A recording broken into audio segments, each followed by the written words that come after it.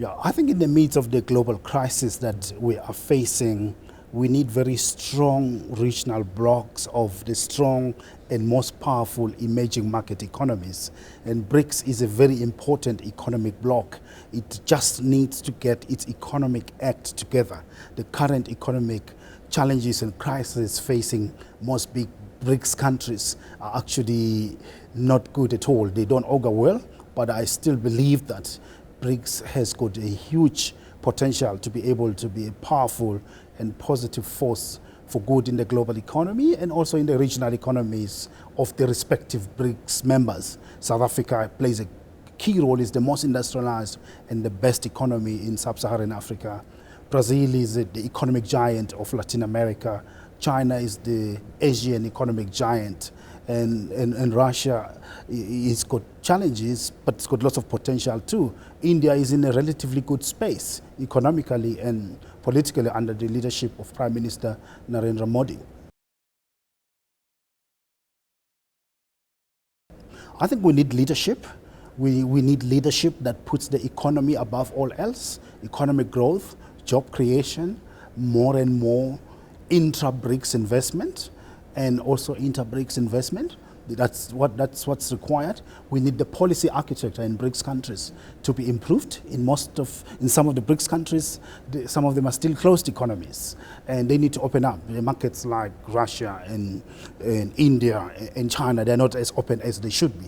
Brazil and South Africa are the relatively most open out of all the BRICS countries. So we need a market-friendly environment, and we need investment in human capital, and all these countries have got largely youthful populations, especially South Africa, India, and Brazil.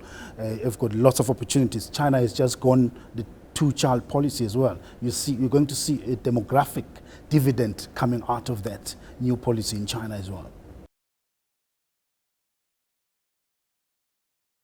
South Africa needs to strengthen its bargaining power, needs to understand that while BRICS provides a platform for cooperation, but it's also a competitive terrain.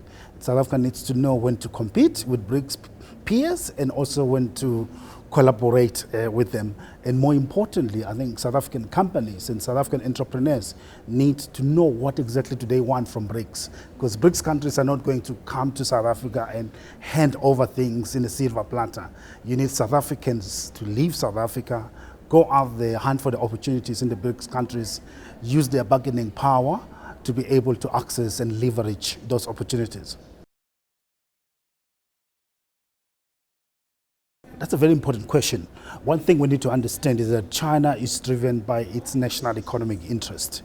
And secondly, we need to understand that when it comes to international business, international economics and politics, there's no charity. Each country looks after its own interest. And China is doing that, so must South Africa. We need to analyze exactly what we are capable of getting out of China, because if we are not focused and we don't have clear areas that we target, you can't be all things in all times. You need to know exactly what are the top 5 areas of opportunity that as South Africa we believe we can leverage out of China to grow our economy, to create employment, alleviate poverty, and encourage foreign investment in South Africa, and also encourage the reindustrialization of our economy, rejuvenation of our manufacturing, so that we don't rely on imports from China. We need to plan to export to China. We can be able to develop the competitive dynamism that can enable us to do that. Our auto manufacturing industry is a case in point. We're already exporting cars to China, made in South Africa, exporting cars to Japan, to Europe and elsewhere. We need to look at other categories of goods that we can be able to manufacture competitively and take to markets like China and other markets elsewhere in the world.